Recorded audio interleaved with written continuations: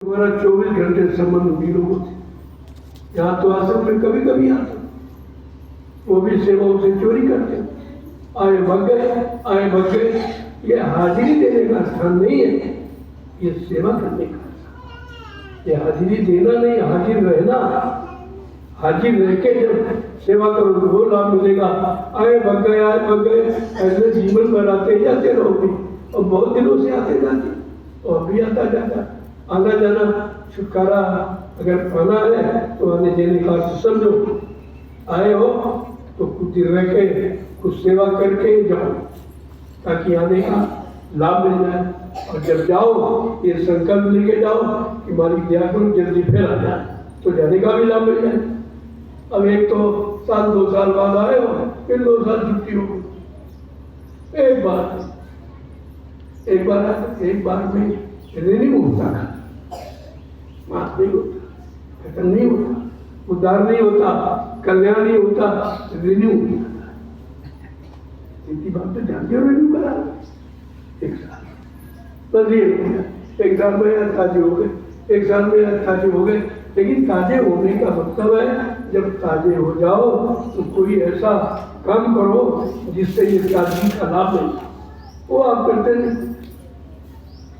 बहुत बड़े भी ऐसे जिन्होंने आज तक जरिए नहीं, पाप का बोझा लाते घूम रहे हो। ये आश्रम गए थे, हम 1 लाख सेवा दे आए, हमने कहा हमने सेवा तुम्हारी ली नहीं, हम तुम्हारी सेवा स्वीकार नहीं करते, हम तो तुम्हारे आदेश पालन करो वो सेवा स्वीकार करता हूँ, भजन करो वो सेवा स्वीकार करता हूँ, लेकिन ये धर्म ये तुम्हारा लेकिन तुम्हारे पर लगा दे।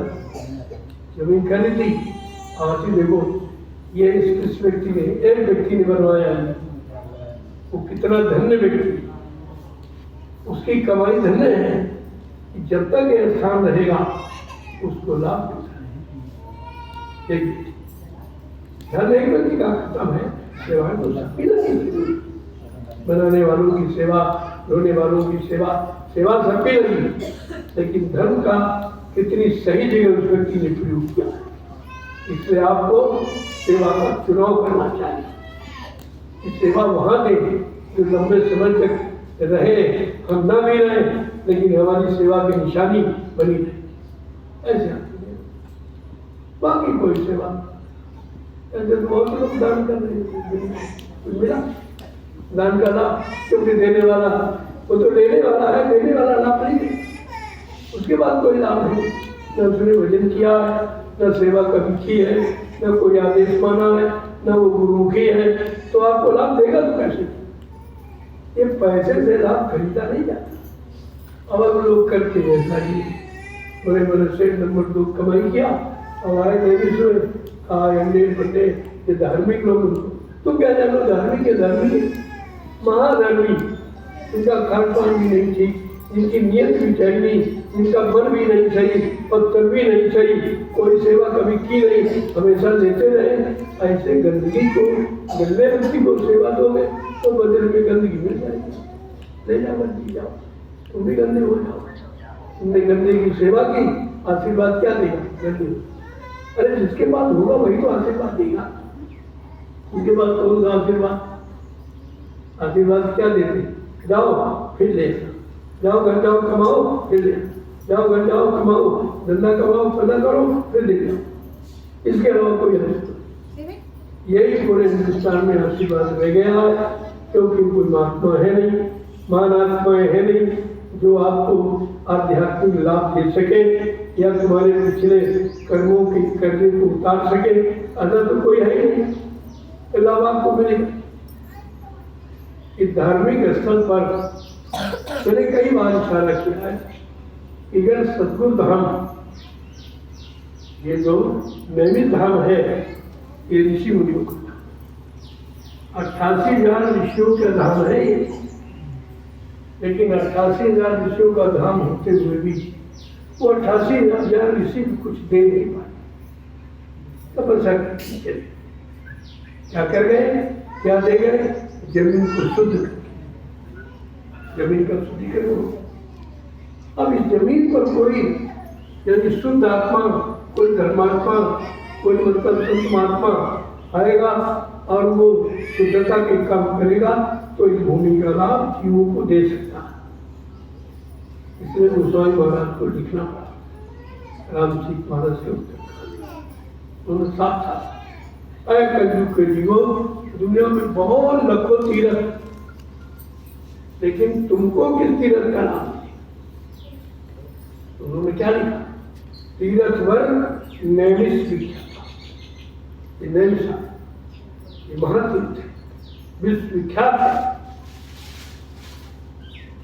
उसका लाभ कब मिलेगा? कहते अति पुनीत, बहुत पवित्र है, लेकिन साधक शुक्ला जो नाम की साधना करेगा उन साधकों को इस भूमि का लाभ। एक पंडा पुजारी को लाभ नहीं दिखा, वो पुजारी पढ़ते ही नहीं, तो अपने स्वार्थ में डूबे कि राम की अगर पढ़ ले तो ये निवेश को खाली कर देना चाहिए। तो मेरे स्थान पर इस तपोभूमि पर रहने का तुमको अधिकार नहीं है। अधिकारी कौन है? जो रामचरित मानस पर लिखा वो साधक सुखदाता। जो साधक है, नाम की साधना करता है, उसको सुख शांति प्रदान करने वाला यह स्थान है। ये अंडा बंडा पुजारियों को सुख शांति नहीं मिली, लेकिन कौन पढ़ता है? घर में रखी है, प्रचार बहुत जोर है, अखंड रामायण बोला अखंड। अरे तुम्हारे अंदर अखंडता आई, तुम्हारे कर्मों में अखंडता आई, तुम्हारे मन में अखंडता आई, तुम्हारे विचारों में अखंडता आई, तुम्हारे खान पान में अखंडता आई, तुम्हारे नहीं किसी में अखंडता आई नहीं। कैसे खंड? रामायण तो अखंड है ही, उसका कोई खंडन कर ही नहीं सकता, वो तो अखंड है। लेकिन तुम्हारे वाचन से अखंड नहीं हो, और यही हो रहा कि कोई बताने वाला नहीं और कोई पूछने वाला नहीं। अंदर इच्छा उठी, कल हमारा काम पूरा हो गया, चलो घर में। अरे अखंड रामायण उसके लिए, हमारी आत्मा अखंड देश से ये पीछे ये तो खंड है, ये श्रीमंत लोग पहला खंड, इसके बाद जो लोग दूसरा खंड, ये ब्रह्मा जी का ब्रह्म लोग तीसरा खंड, ये खंड है। लेकिन लिखा अखंड रामायण। ये रामायण के अनुसार जो चलेगा, जिसके विचार होंगे, वो अखंड देश पहुंचे। फिर उसको इन खंड देशों में नहीं आना, लेकिन अखंड का अर्थ ही नहीं कोई जानता। अलोक कोई पूछता, मेरे बातों को पूछने आता नहीं, अपने मन से सोचा, अपने मन से करने लगे और लाभ कुछ नहीं। श्रम समय पूंजी खर्च हुई, लेकिन 1% उसका लाभ, क्योंकि लाभ करने का तरीका ये नहीं है जो तुमने सोचा।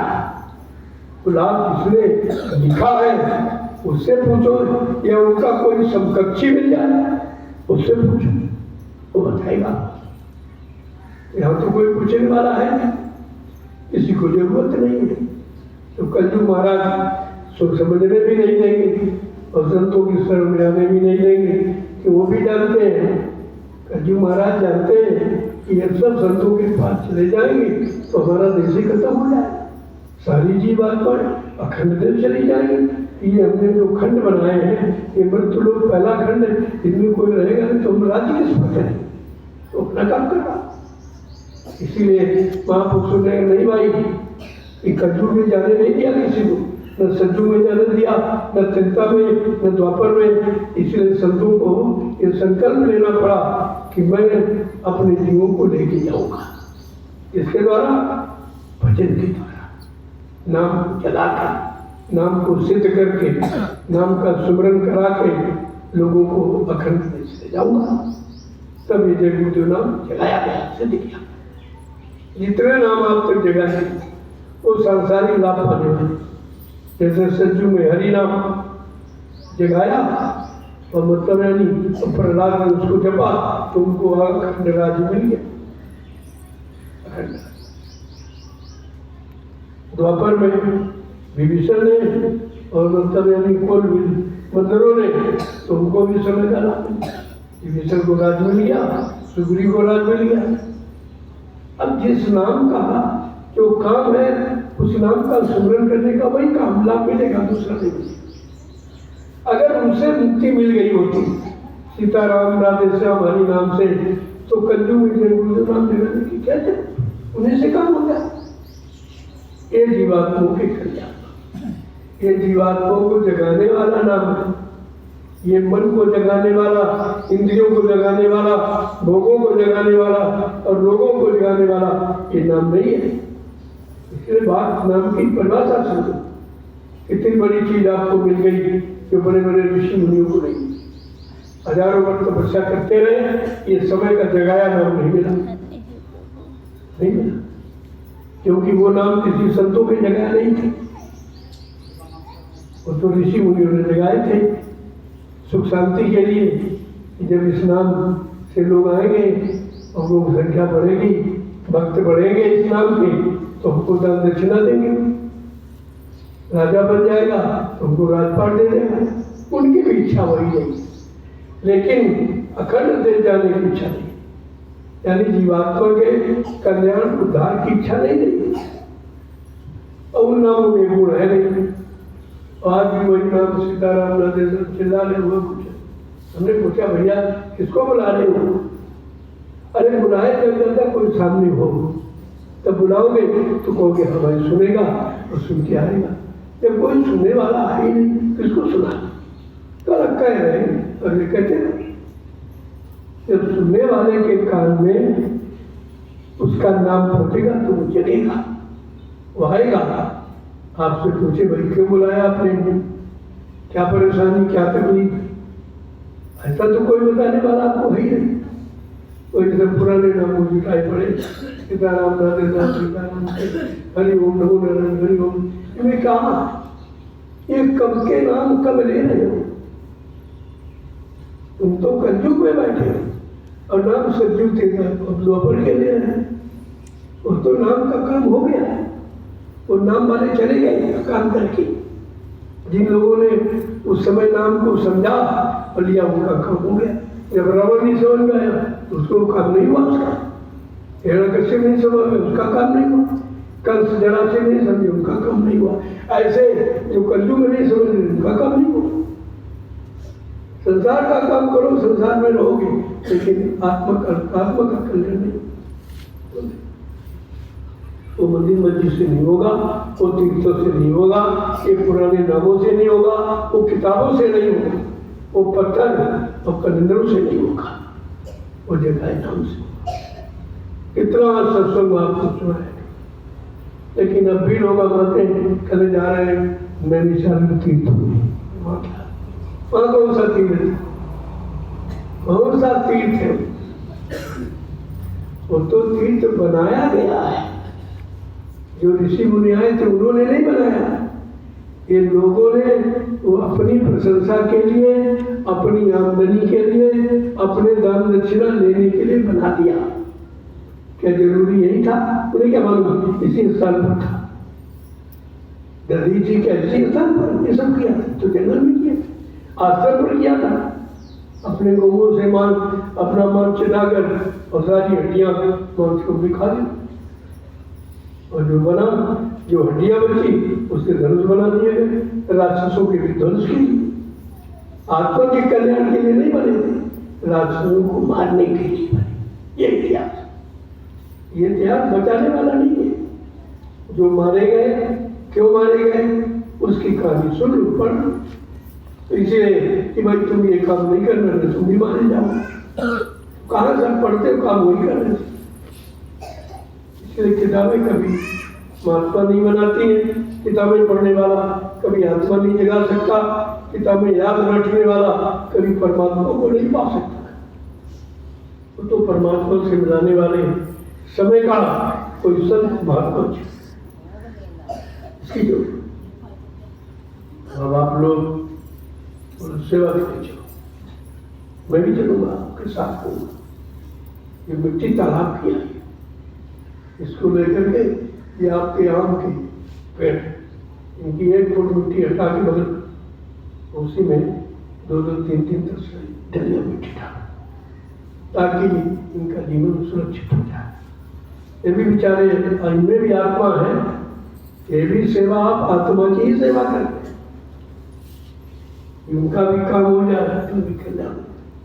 और तुम्हारा जिससे लेन देन है, जब इनमें आत्मा है तो ये शरीर रहे होगी पहले, कोई जड़ पूजा की है, जड़ पूजा, पत्थर पूजा की है तो जड़ में इनका वास हो। अभी कहीं जा नहीं सकते, कुछ कह नहीं सकते, कुछ सुन नहीं सकते, कुछ दे नहीं सकते। ये जड़ पूजा का ये देखिए, इन्होंने पत्थर पूजा है, कागज पूजा है, कैलेंडर पूजा है, पानी पूजा है, उनको ये जड़ मिल गया पेड़ों का। तो जड़ बने खड़े खड़े रहोगे ऐसे जड़। इसलिए इनकी जड़ता दूर हो तो थोड़ा बात कर लो, दो दो डलिया जितना जैसा पेड़ हो इनकी मिट्टी हटा दो, थाला बना दो और उसी में ये मिट्टी, तो क्या होगा, इनका जीवन सुरक्षित हो जाएगा। ये मालूम है इसमें ताकत नहीं है, इसलिए मैं भी आपके साथ रहूँगा, मैं कहीं नहीं, यही बैठूँगा। अब आप लोग चलो, वहीं दर्शन हो जाएगा, वहीं जो जिसको अपनी सेवा वेवा देनी है नहीं दे दें, वहीं बैठूँगा। और जिनको जाना है वो सेवा करके जाएंगे, ऐसे नहीं। कम से कम 2 पेड़ों की सेवा हर व्यक्ति, 2 पेड़ों के थाला बनाओ और 5 डलिया हर प्रेमी, तो 2 जीवों का कल्याण हो गया। ये जीव है, ये जीवधारी ऐसा नहीं है, लेकिन ये बेचारे अब ये तंगधारी है और जड़धारी है, चेतनधारी नहीं है, लेकिन चेतन जीवात्मा इनमें है, इसलिए इनकी सेवा आपसे कर रही है। ये फार्म में जो सेवा करते हो फसलोगी, ये सब उन्हीं की सेवा। अब आप समझते नहीं हो, बिगाड़ देते हुए, इसलिए मैं सारी व्यवस्थाएं अपने हाथ में रखूँ। अब किसी को कोई जिम्मेदारी नहीं, क्योंकि जिम्मेदार कोई है ही नहीं, और जिम्मेदारी तुमको मालूम नहीं, तुमने कभी जिम्मेदारी की नहीं। जब तुमको अपनी जिम्मेदारी नहीं मालूम कि हमें क्या करना चाहिए, हमारी आत्मा का कल्याण कैसे हो, ये जिम्मेदारी अभी तक तुम नहीं पाए हो, तो तुम इनकी जिम्मेदारी। ये तो तंगधारी जीव है बेचारे, पेड़ पौधे खड़े, ये स्थावर जीव, उनमें भी जीवात्मा। इसीलिए मैं पेड़ों का ज़्यादा लगाना पसंद करता हूँ, और हर आश्रम पर मैंने बगीचे लगवाए हैं ताकि लोगों को सेवा मिलती रहे। जब ये फल देंगे तो जितने लोग इनका फल खाएंगे, इनके कर्म इन जीवों पे बढ़ जाएंगे, एक दिन इनका भी उद्धार हो जाएगा। ऐसे कल्याण होगा, ऐसे कल्याण तो जंगल में बहुत खड़े पेड़ क्या कल्याण करें, कोई प्रयोग नहीं, और प्रयोग करते काट छाट डालो बेचना, ये उन्हें क्या मालूम परमाणु कैसे। हमने जंगल आपसे साफ करवाया, लेकिन भंडारे की रोटी मिली, इसमें लाखों प्रेमियों ने रोटी खाई और तुम्हारा भजन का रास्ता खुल गया, वहां बन गया। अब आप चलिए, मैं भी बैठूंगा, आज मौसम भी ठंडा है। 2 पेड़ हर व्यक्ति, उनका 1 फुट मिट्टी हटा दो, निकाल के थाला बन जाएगा गोल उसी मिट्टी से। और ये जो मिट्टी तालाब की लाई गई, ये 3-3, 4-4 पानी लगेगा, पानी लगते ही भूल जाएगा। ये है मतलब स्थावर जीवों की सेवा, इनको पेड़ मत समझो, ये योनि है, ये स्थावर योनि है, इनमें जीवात्माएं हैं, बेचारी खड़ी है।